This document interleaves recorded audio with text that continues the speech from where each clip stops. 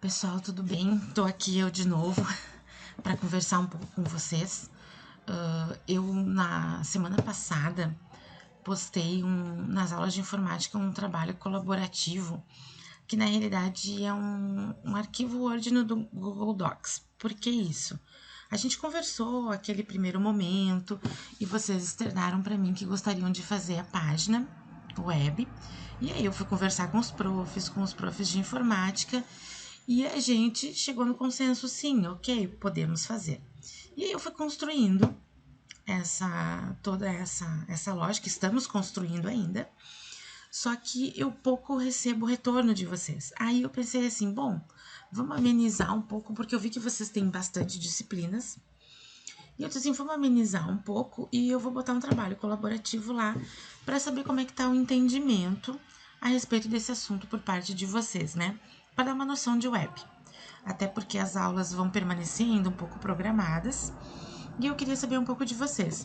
Então, esse trabalho colaborativo ele vai ficar lá todo o tempo, mas ele é importante para mim porque ou vocês podem mandar uma pergunta para mim, ou vocês podem mandar por e-mail, não tem problema nenhum. O que eu gostaria de saber é se vocês estão entendendo, se vocês têm alguma dúvida, o que dá para fazer de melhor. Eu preciso fazer uma aula de apoio, eu posso fazer uma live, posso. Eu tenho um software aqui que eu posso fazer live com vocês. Não é uma live demorada de 2, 3 horas, né? Mas é uma live pra gente tirar algumas dúvidas, isso pode ser feito. Então, eu vou continuar deixando o trabalho colaborativo lá e eu pediria que vocês postassem alguma pergunta. Eu que fiz essa pergunta, né? E aí não precisa se identificar, vocês podem botar a resposta, vocês podem botar uma pergunta lá que eu respondo. Então, participem um pouco desse trabalho. Eu acho que é uma construção que a gente vai estar fazendo junto. Eu até vi aqui, ó, a última edição foi feita há 4 dias por Luísa, não sei o que, mas a edição às vezes o Word faz isso, né? Tu abre o documento e ele já considera uma alteração. Então, pediria que vocês participassem daquele lá, para a gente tirar dúvidas. E também eu fico aberto, se vocês quiserem concretizar a live, né? Também posso fazer, não tem problema nenhum, certo? Então, vamos seguindo, vamos fazendo as coisas por aqui. O que a gente fez até agora? Então, eu configurei o título, botei uma imagem de fundo e fui fazendo as alterações. Aqui eu vou colocar um texto e vou formatar e vou deixar por último o menu, tá? Isso é proposital. Eu quero um texto que ele seja, eu não quero copiar e colar de nenhum lugar, então eu vou lá no Lorem Ipsum. Lorem Ipsum é um site que pega texto aleatório, mas que não vem formatação junto da web, como vem em alguns sites, mas vocês podem colocar qualquer texto ali. Então, eu peguei esse texto, vou ir lá para a parte do meu HTML. Então, olhando aqui para ele, ó, a gente tem isso aqui é o cabeçalho, tô dentro do corpo, isso aqui é o cabeçalho, isso aqui é o menu. O que é essa parte do menu? Deixa eu voltar aqui, ó, é essa linha aqui, e eu vou colocar o meu texto nessa parte rosa. Aí eu vou voltar, que é a minha primeira seção, ó, meu primeiro conteúdo. Dentro dessa tag de seção, ali, eu vou dar um Ctrl V. Quando eu dei um Ctrl V, eu coloquei o texto, ó. Então, ele vai ficar dentro dessas tags com uma identificação de conteúdo 1 e ela tem que estar envolvida num parágrafo. Então, eu vou botar P, vou abrir e fechar o P, só que o Dreamweaver fecha automático para mim, né? O que ele tem que fazer? Ele tem que abrir o P, P quer dizer parágrafo, aí ele vai vir o texto, e aí aqui ele vai fechar o P. Então, agora sim, eu envolvi o meu texto com parágrafo. Isso é uma marcação correta, né? Que a gente está fazendo. Eu poderia botar 2? Poderia. Ó. Vou dar um Ctrl C. Por que eu dei esse Ctrl C a partir daqui? Porque eu já pego o P junto. Então, vou vir para cá e Ctrl ver. Então, eu coloquei 2 parágrafos. Se eu salvar isso aqui, vou lá no navegador, dar uma olhada, F5 atualiza, os parágrafos estão sem formatação e grudado nas bordas, tá? Então, a gente tem que dar essa formatação aonde? Lá na CSS, que a gente já criou. Então, só relembrando, o HTML vai estruturar tudo, todas as minhas marcações, que é tudo isso aqui que eu tô fazendo. Só que a formatação de texto, qual é a fonte, tamanho da fonte, tudo isso, quem é que vai fazer? A CSS. Então, eu tenho P para configurar dentro da seção. Então, eu vou aqui para o arquivo CSS, vou vir aqui um pouco mais para baixo, e eu configurei section em algum momento. Nave. Eu botei cont 1, cont 2 e cont 3. Eu especifiquei os conteúdos, né?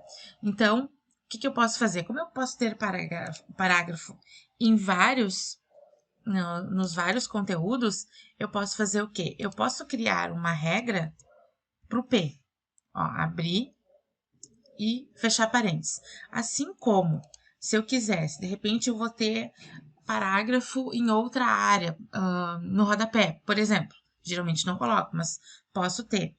Se eu quisesse diferenciar o parágrafo do rodapé para o parágrafo dentro da seção, que é onde nós botamos os conteúdos, eu poderia dizer antes do P, section, espaço, P. O que eu estou dizendo com isso? Que eu vou configurar só os parágrafos que estão dentro da seção. Se eu deixasse só o P, eu configuro todo e qualquer parágrafo que estiver na minha página. Não é certo ou errado, é como vocês gostariam de fazer. Então, aqui eu posso deixar section, porque eu posso ter parágrafo em outra parte do meu HTML, e aí eu quero diferenciar um parágrafo do outro, é da questão de tamanho de fonte, alguma coisa assim. Então, eu posso botar section P, e aí eu vou configurar aquele meu parágrafo. O que eu vou botar primeiro? Font size, tamanho da fonte, 0.9 em, ou seja, 90% o tamanho na fonte definida no navegador, né? Depois, fonte family, família de fonte. Aí, aqui a gente vai usar ou uma fonte com serifa não tão acentuada para leitura, ou uma fonte mais redondinha, que é na área aqui, ou da sem serifa, ou na área aqui das verdanas. Na realidade, aqui pode influenciar, pessoal, só tamanho, tá? Às vezes uma fonte, uma família de fonte, que a gente costuma dizer pode ter o tamanho da fonte maior ou menor. Eu posso ter uma fonte verdana, que é uma fonte redondinha, um pouco maior que uma tradicional Arial. Se vocês quiserem ver um pouco de fonte, lembrem que naquele site W3C, que eu deixei ali um link para estudo, vocês têm bastante coisa, mas eu acho que nas disciplinas vocês vão acabar falando sobre a questão de fonte, de leitura, de composição, enfim, todas essas outras questões. Então, aqui, eu vou colocar fonte size, aqui o tamanho da fonte, a família da fonte, a altura de linhas, ou seja, o espaçamento que eu quero ter entre as linhas. 25 px, em vez das linhas ficarem grudadas, ela vai ter uma altura de linha. E text align justificado. E uma outra coisa importante para tirar aquelas coisas grudadas uma na outra, eu vou criar uma outra regra que eu vou chamar de seção, ou seja, aqui eu não quero fazer para o P, eu vou fazer para todas as seções. Por que eu vou fazer isso para todas as sections?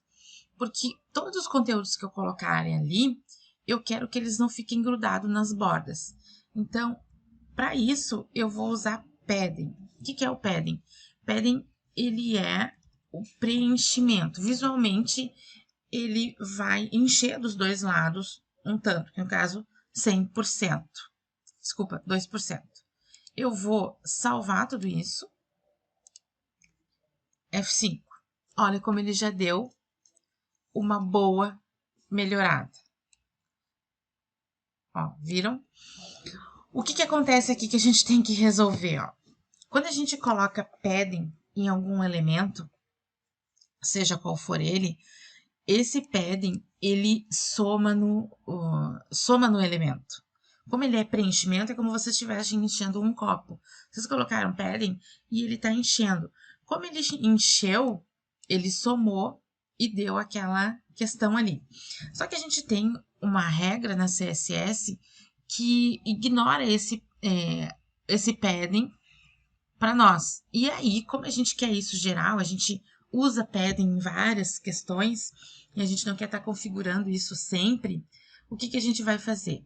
A gente vai lá nessa opção aqui do cursor universal, a gente vai botar essa regra universalmente para todo mundo.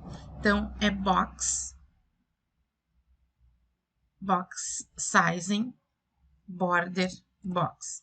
Essa regra diz que não é para ele considerar na soma do elemento padding e só os paddings. Basicamente, são os paddings. Ele não considera na soma do elemento. O que isso quer dizer? Ó, é isso que nós acabamos de colocar lá para section. Padding é uma regra que soma e ele não considera isso. Ó. Vou salvar. Vou vir para cá. F5. Já ajeitou e não considerou lá na soma do elemento. O que a gente pode fazer para um parágrafo aqui? Por que ele não está com aquele espaço também automático entre um e outro? Porque lá naquela regra geral que a gente colocou, ó, eu tirei margem e padding de todo e qualquer elemento. Então, parágrafo, por padrão, ele tem aquele espaçamento. Como eu não quero, eu tiro. Mas eu posso usar uma quebra de linha, a gente já vai botar lá no HTML. Eu vou vir aqui no meu section P e vou aumentar um pouco, eu achei ele ainda um pouco junto. Vou aumentar aquela altura de linhas para 28 pixels. Vou vir aqui no HTML e o que eu posso usar entre um parágrafo e outro, se eu achar necessidade, eu posso usar um BR. O que é um BR? E ele é sozinho ali. É uma quebra de linha. Então, ele é um espaço pequeno. Vamos ver como é que vai ficar lá. Salvei tudo. Vim para cá. F5. Ó, isso é um BR. Uma quebra de linha. Tá? Então, vocês podem usar ele sempre que vocês acharem necessário, essa quebra de linha. E ele pode estar ali no HTML. Não precisa de uma configuração prévia ali de vocês, porque não há necessidade disso. Então, botem um texto lá, vocês podem usar essa mesma prerrogativa para botar outros textos nas outras partes. Por exemplo, eu posso pegar esse P, Ctrl C, e botar nos meus outros conteúdos. Ó, vou vir para cá, vou botar aqui, ó, Ctrl V. E aqui na outra seção, antes de fechar, Ctrl V novamente. Em vez de eu ficar pegando P e levando, eu posso usar o mesmo, né? Só para ilustrar texto.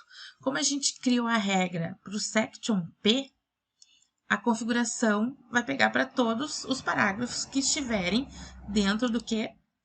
Dentro da section. Então, como todos estão assim, vai pegar a configuração, ó, F5, e aí eu tenho todos os meus parágrafos já configurados ali nessa minha página.